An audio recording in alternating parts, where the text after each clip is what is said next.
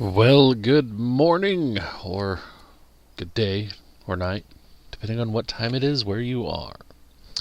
So, you did not read the date wrong. I was actually reorganizing some folder structures and discovered that I have some footage from quite a while ago. Um, so we're gonna work my way through some of that, and I'll mix it into some of the new footages. So I had to start this morning by going to the hardware store to get some hardware pieces, and then headed over to a friend's house who had some cottonwoods that he cut down, and the plan is to mill them into 1-inch siding pieces. And I saw on one of the Sawyer forums that I'm on a comment that said, "Friends don't let friends mill 1-inch boards with an Alaskan mill." I now understand completely the value of such a statement. But it is what it is. At the time, this is what we had, and this is what we could afford, and I don't actually regret buying the Alaskan mill pieces at all, because it allowed me to get started and to get milling and to get building without having the huge investment that the more expensive mills present. I believe this was actually the first time I used the winch, but this was admittedly a while ago. I mean, this was pretty close to 3 years ago, actually, just shy of 3 years ago. So that would be why my hair was so short, which is crazy, because that short hair is what I have had all of my life up until the last couple years. And that was just normal, and I look back at that now and I think, wow, my hair is so short. So I've been trying to grow it out now for 2 years, because I have curly hair and red hair, and I get lots of comments that people wish they had it. And ever since my mom passed away from her third fight with cancer, or her third type of cancer, I had decided that I wanted to try and grow it out at some point and donate it to one of those companies that makes wigs to give to cancer patients for free. That got interrupted last year by discovering a ground nest of wasps. And to make sure I got them all out and got all the stingers out, I had to. Well, I didn't have to. I decided I wanted to be safe, and I basically shaved it all off with a razor. So it is what it is. But it's anyway. Yeah, so what I'm doing right now is setting up the first cut rail system. This was something we bought with the when we bought the mill, knowing that the first cut is always the hardest. And then obviously this is the Alaskan mill, and you can see there's a few modifications that I've made to it. I've got a PVC tube on the right side of it there that I use as an auxiliary oiler, so I'm using it to drip oil on the chain as it goes around the nose of the bar. And then that little red spot is the spool for the winch. So I'm going to get it started, and then once it's sitting in place, then I can hook the winch up. And that winch is a massive back saver, but even with the winch, the effort that goes into milling the chainsaw, using an Alaska mill, is just so slow and tedious and laborious. I mean, this is sped up, 10 times, and it still takes a full minute. I should time that, actually. Hang on, give me a second.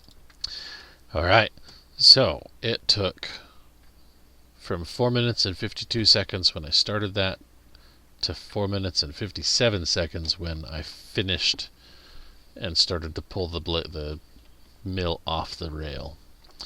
So 1 minute and 3 seconds. And since this is sped up at 10x speed, that is 650 seconds, which is almost 11 minutes. Which is pretty crazy, actually. No, it would be 630 seconds, so 10 and a half minutes. 50. Sorry, 1 minute and 5 seconds. Anyway, but yeah, so it took 10 minutes for one cut, which is super, super crazy to think about.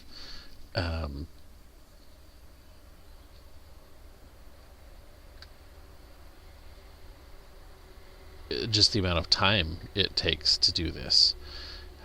When I did my first log on the bandsaw mill, it took, I think, less than 10 minutes to mill the entire log into 1-inch slabs. It's just anyway, like I said, it is what it is. You may notice that the saw is not a common saw in America. It is a blue Holtz Forma saw, which was a little bit of a risk and you could say a little bit of a controversy.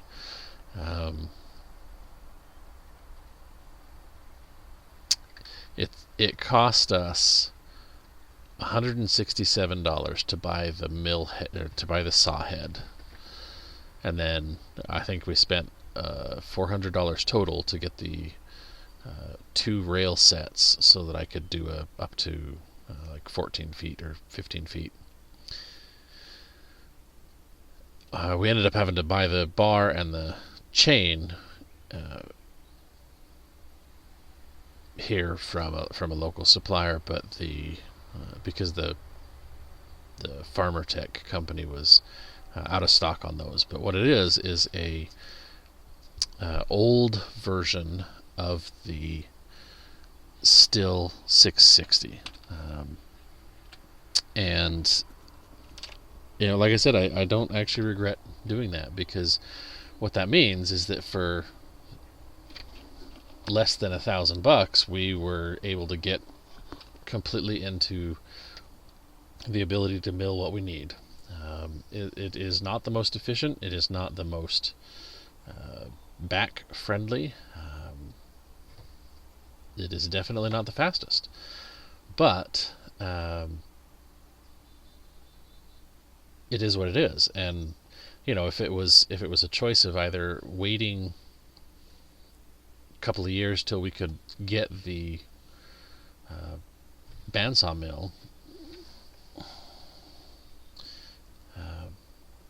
or getting started so I can at least get started building, then getting started was definitely the right choice. Buying a Chinese knockoff of an old version of a still was also, in my opinion, the right choice, because I knew this was a temporary thing. It was not designed. I mean, this saw is now my backup, basically. And at the time, the newer version from Still was $1,100. which was just more than we could justify at the time buying. So it is what it is.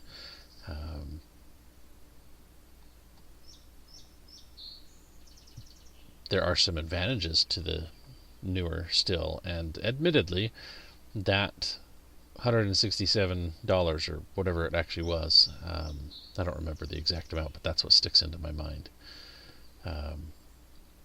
was not the final cost, because in fact it was this footage was when I was struggling with it. The exhaust muffler was having difficulties, shall we say. Basically, it was built out of a material that was too cheap to withstand the heat of constantly running for 10 and 15 minutes at a time. That produces an awful lot of heat coming from that chainsaw.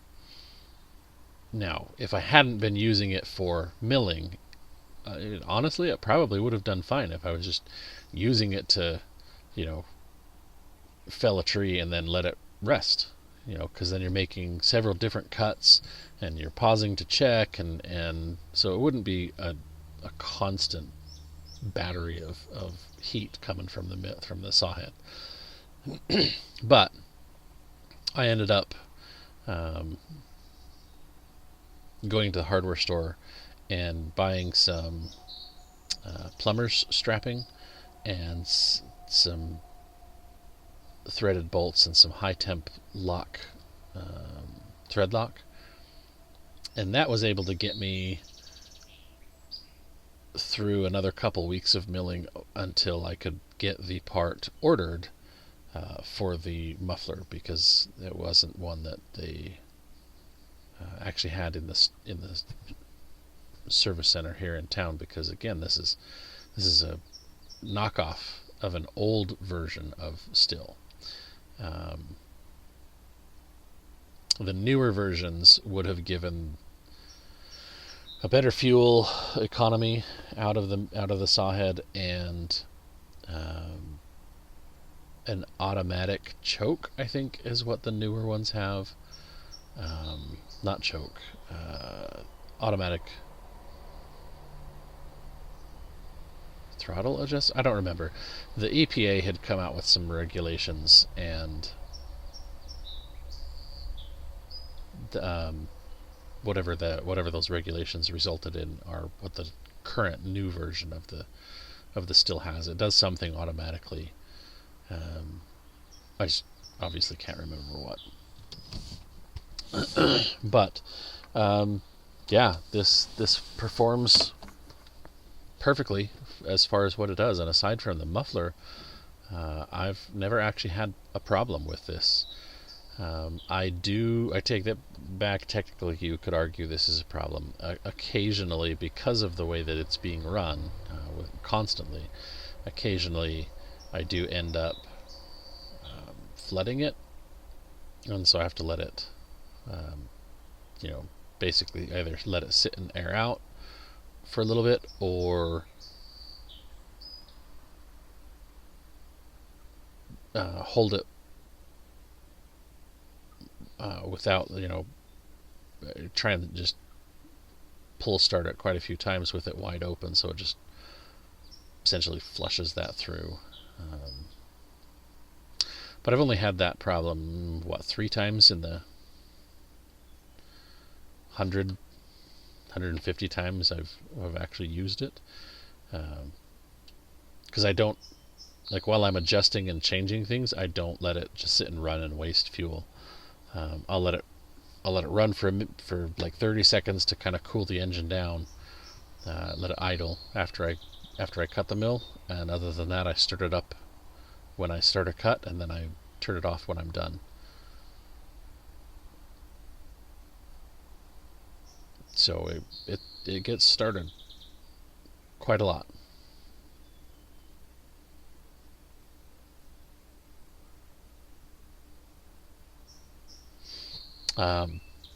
So the backstory, the reason that I'm being given these logs is that they are, as you could tell, very large cottonwoods.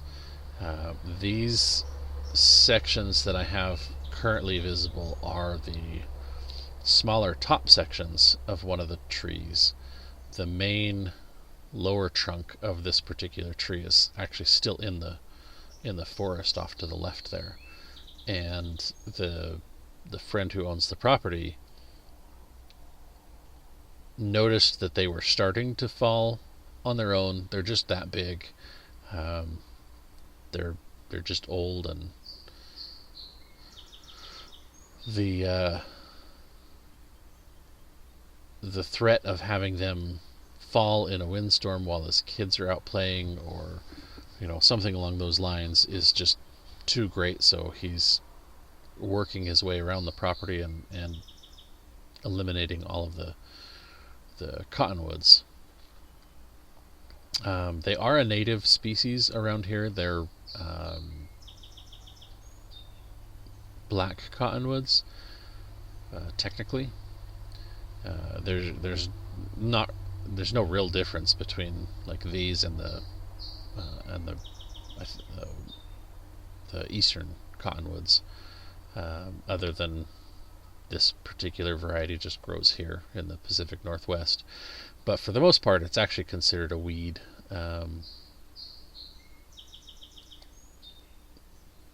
Most people don't see any value in it other than either building pallets out of it or using it for pulp, to make paper and cardboard out of it. I don't know. I'm kind of weird in a lot of ways, but that's definitely one of the ways I'm weird. I see the value in the wood simply because it's wood. It does have some weird quirks. You do kind of have to use a longer screw than you normally would because you've got to get more bite in it. It's not as strong as a lot of other woods, so using it for structural type stuff is a challenge.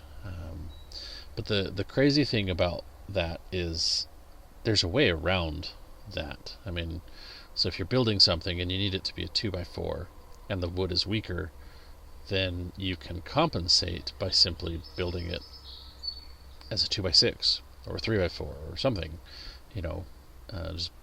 or even doubling it and doing it as a 4x4, if you really felt like it. I won't be able to use any cottonwood for like the structures on a barn or house, things like that, because there's a permit required. But there are, back in the day, you'd use whatever you had available and it didn't matter. And part of that is in fact the reason why some of the regulations exist today, is because, say, somebody would build a barn out of cottonwood and they would build it with the smallest posts they thought they could get away with, and it turns out that they couldn't get away with that particular size. So then a regulation comes around and says, oh, well, you have to build with this dimension, or you can't use this wood, or things along those lines. That's one of the frustrating parts that we have on our property, is we have an abundance of ash trees, but we can't use the ash for construction, or for structure anyway, because even though it's like roughly 2 times stronger than therefor is, it has a brittleness to it, and so when it reaches its breaking point, it actually shears. So there's a safety issue there that they claim. However, my argument is that if say for instance, if it takes 600 pounds of force to break a given board of thefor, 600 pounds per square inch of pressure to break a given size of thefor, and an equivalent size of ash takes 1100 pounds per square inch of force, then sure, if the ash breaks, might break catastrophically, but by that point, the Doug fir would have been broken anyway, long ago, and with so much force that it didn't matter if it sort of splintered and broke or just completely broke, because if a windstorm comes in and pushes on it that hard, the Doug fir is going to just snap anyway. So that's just my take, but it is what it is, and county regulations are county regulations. So we will build with Doug fir and use ash for flooring and walls, for interior non-structural walls. Since we're doing most of our structures are all post and beam style. I might someday get into timber framing, but here in our county at least, the timber frame is required to have a metal bracket anyway, so it's kind of sort of a waste of energy if you have to put a plate in it. There are some hidden plates that are approved by the county, so you can still have it look like a mortise and tenon joint and just have that plate buried into the joint. I don't get how that works, but so be it. Anyway, since the structure is all on those bents, then any walls are no longer structural, and they're just, those can be built out of whatever we want. And so if I have a bunch of ash stuff laying around that I don't want for siding and cabinets and whatever, then so be it. We might use it. If I have excess Doug fir available, then we'll probably use that, just because the ash will be better for furniture and cabinets and flooring and whatever. So I think there's either 9 or 10 sections of log out in this area, and I had been borrowing this friend's tractor to move them and gain access to the logs and make them. I tried to drag them around so that there was enough space that I could do the milling, and so what I'm doing is going through for each log and setting up that first cut, because then once I have that, the rest of the boards are all going to be just 1 inch, and so I can literally just zip down one board, crawl down one board, and then go to the next log and crawl down and cut that board and go to the next log, and I can just work my way across and then go back and pick up all the logs. That was the most time efficient way that I could use this. So this particular footage is actually from the dash camera that we had in this truck. And like I mentioned earlier, I realized I needed to go back to the hardware store, so onward we go to the hardware store.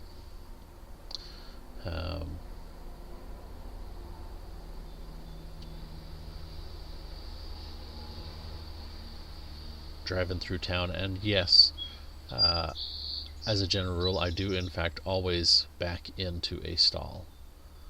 It was something my dad taught me a long time ago when I first started learning.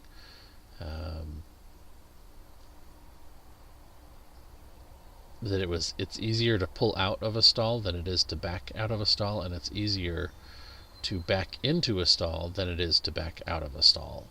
So I just always did that. Have always done it. And interestingly, that was reinforced by both the military and the EMS system when I started to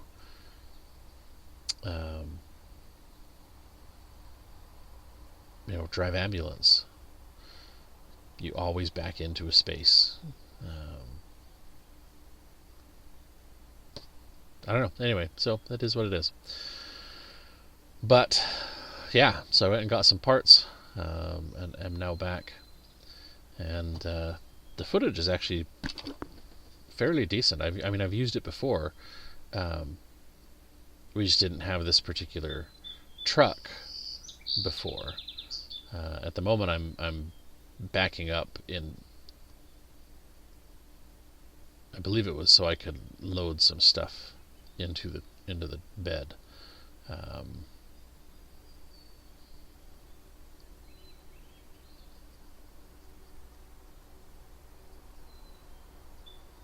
And then I'll turn that back around.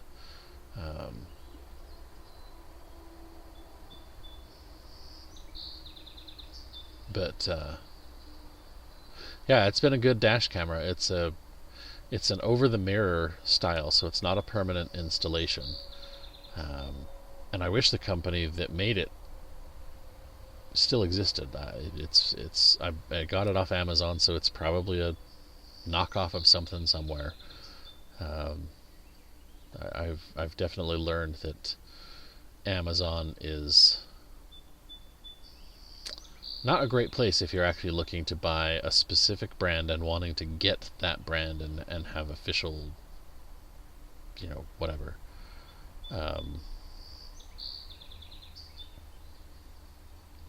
Oh, right. I forgot I needed to jump the tractor. That's why I was trying to get the truck over here.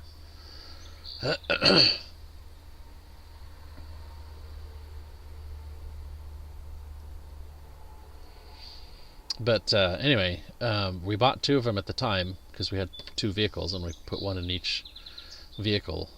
And we got them because I got tired of issues with he said versus, my word versus their word. And I mentioned this a while ago in a video, and I don't know why I seem to be a magnet for idiots. I try and drive as defensively as I can. I used to not be as good about that, and I would drive somewhat passive aggressively, which apparently would piss people off, I guess. But I've been in several collisions over the years, and a few of them have been my fault. I freely admit that when that is the case. In fact, there was a time I was driving ambulance in, it was probably Taylorsville at the time. For anybody in the area, Taylorsville or West Valley, I can't remember where the border is, but I think it was 37th South and Redwood Road. If you're like I said, if you're familiar with that particular area at all, there's two lights, one at like 37th and one at 38th, and they're not a block apart. They're really close to each other. And we were just on our way, had a patient, we were on our way to the hospital. It wasn't an emergency scenario at this point. Patient was stable. So we were just cruising along, headed north on Redwood, and I looked at the first light, and it was green, and I, knowing there was another light, and there was traffic commonly an issue at the next light, I looked down the road and was looking at the other light, and I looked at the intersection on, just trying to decide how to react, because I knew I, was in a truck that weighed close to 12,000 pounds and did not stop or turn easily.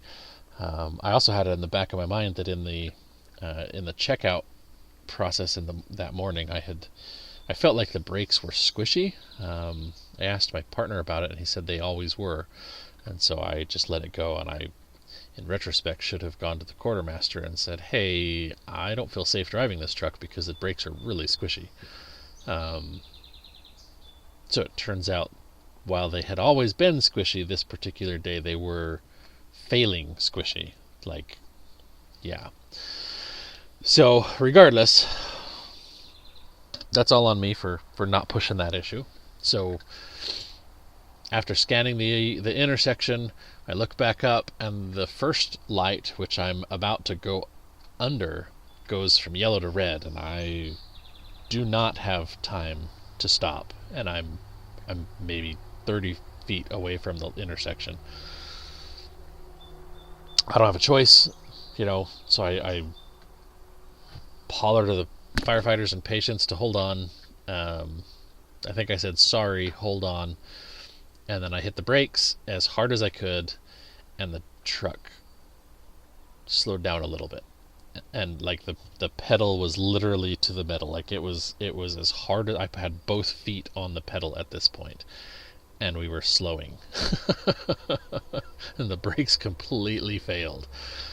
So we're sliding basically into the intersection with no control anymore, because the brakes just aren't functioning at all. And there was a Suburban that wasn't paying attention. They had a green light, and they just pulled out into the intersection and pulled out right in front of us. And I tried to turn and swerve to the right. If they had kept going, then the collision would have been avoided and wouldn't have been a problem. But at that point, they saw us and realized there was a problem, and they hit their brakes.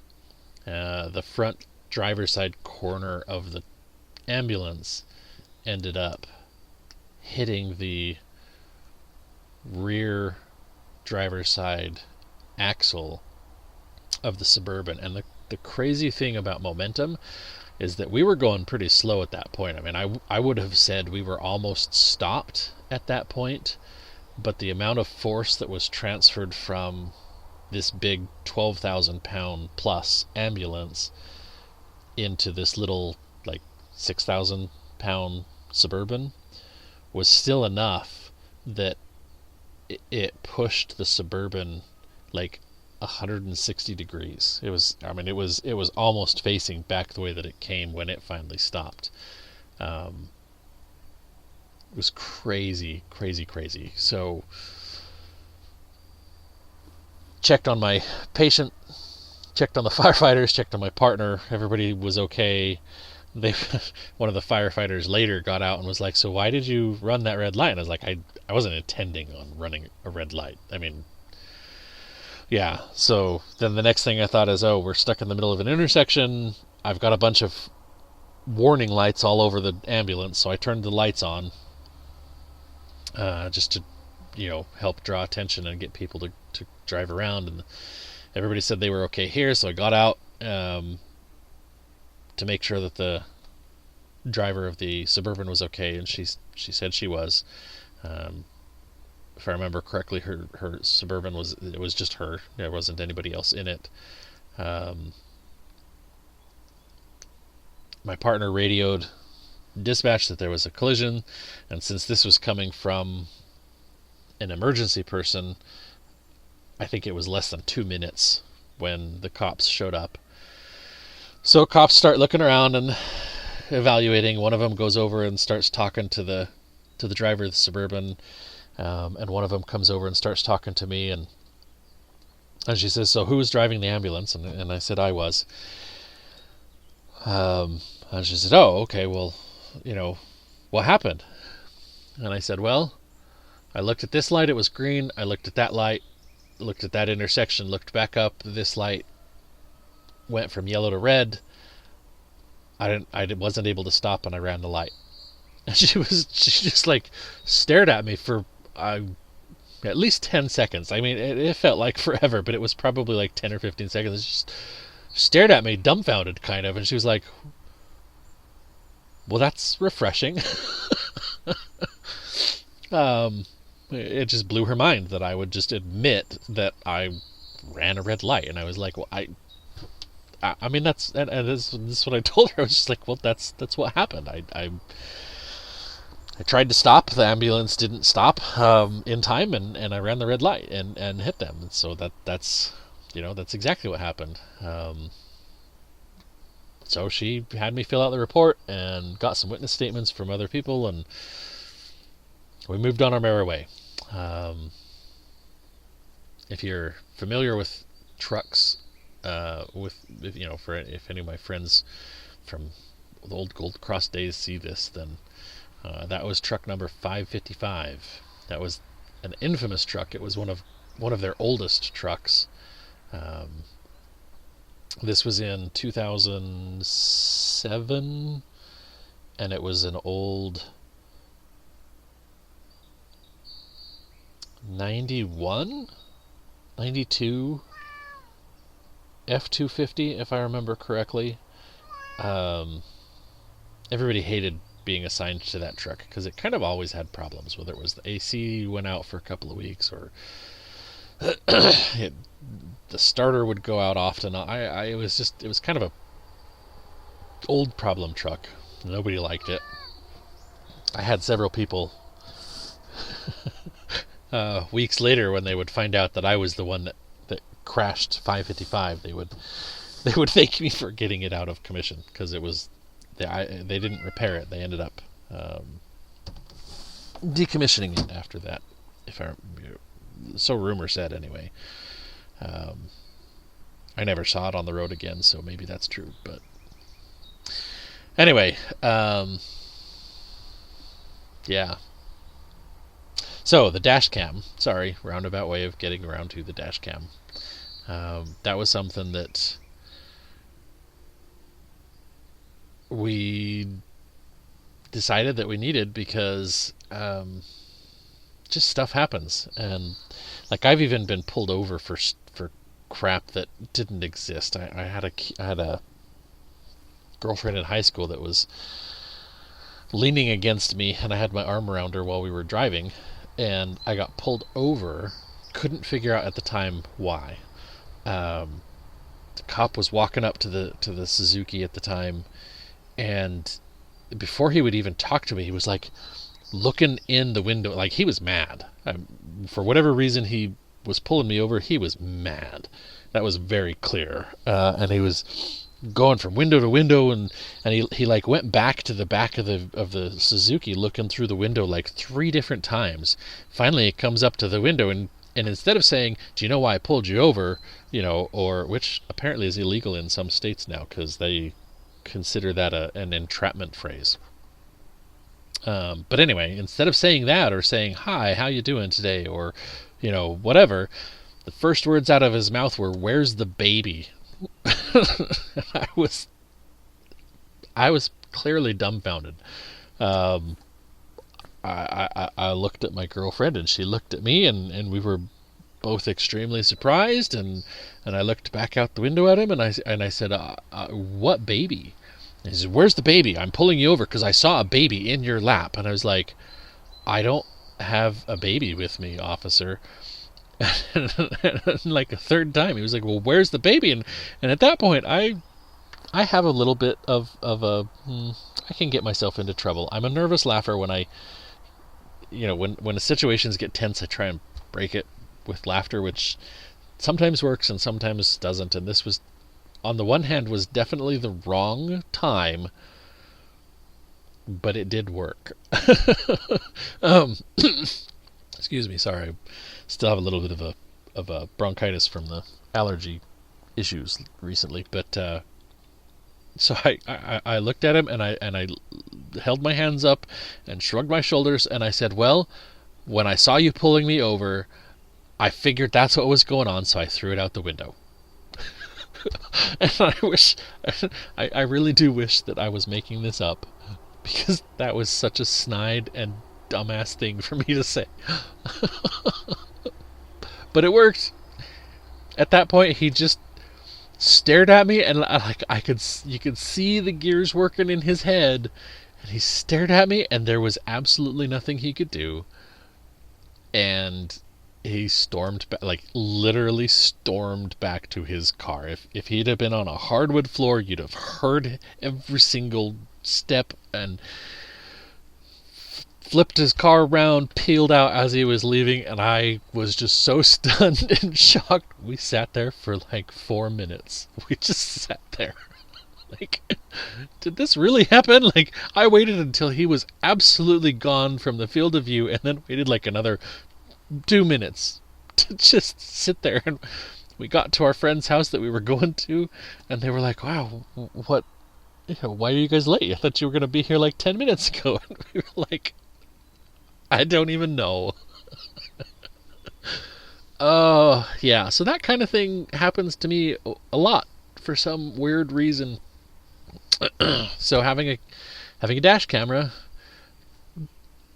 strangely, stuff doesn't happen anymore when I have a dash camera. Um, well, not all the time. I did have a semi cut me off one time, and I was definitely going to use that footage to give to the police, but they never showed up, and he got away because, it's Washington. And heaven forbid, in Washington, apparently criminals are gaining more rights than citizens. There's a lot of weird stuff with the Attorney General going on. And if he becomes, not that I'm trying to create political issues here, but if the Attorney General actually becomes our governor this fall, then I don't know, that might actually be reason to no longer live in Washington. The future is not looking very bright if that's the case.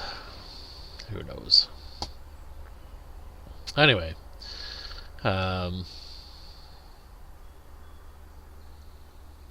clearly it's basically time to start cleaning up. There's a couple of small sections that I figured were worth harvesting, so I'm just dragging them around and getting them into a better position for milling. There was another log back there that needed to be cleared out, and so I was using my chainsaw to do that. I'm gonna park here so you can stare at the apple tree. That's I don't know what variety that is. I don't remember, but it's a delicious apple. I have on several different times picked apples from that tree. But anyway, it turns out the big log in the back that I was clearing the shrubs with was turns out it was an alder, and he ended up wanting to keep that one for firewood. So I'm trying to remember what he fixed that issue with the battery drain, and I don't remember now what it was. It was something that was kind of a sort of a crazy, stupid thing that was like, really, I can't believe I missed this kind of a thing. I'll have to ask him. But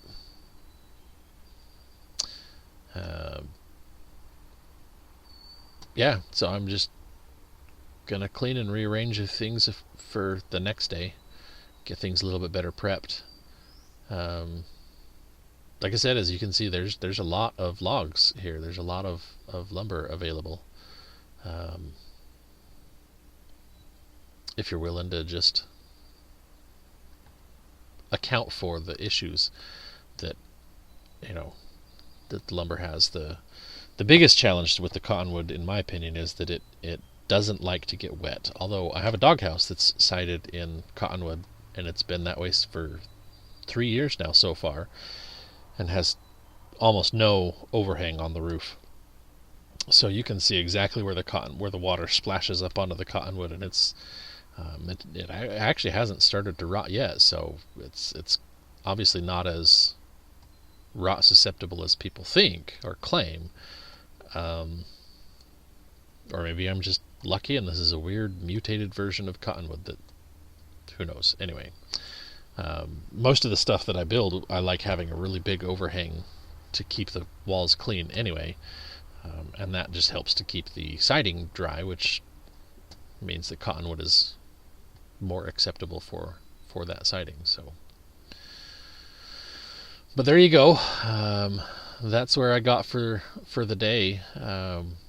The crazy thing is, while this is a little bit longer video than I normally make, we're sitting around 45 minutes or so for the final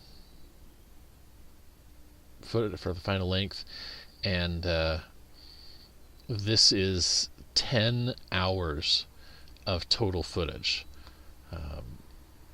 Admittedly, this last little section here is basically 100x. You can see the little seconds ticker down in the corner kind of just freaking out there. So when I saw this footage, I thought it was cool to just see the clouds, see the sunset. It's not the most stunning sunset that we have had out here, but it was just kind of fun to see the clouds roll in for the storm that night, and to see the sunset itself. So I thought I would leave this in here and speed it up again. So it's sped up 10x and then sped up 10x again. But that'll be where we end this for today. So as always, thank you for your time and for watching.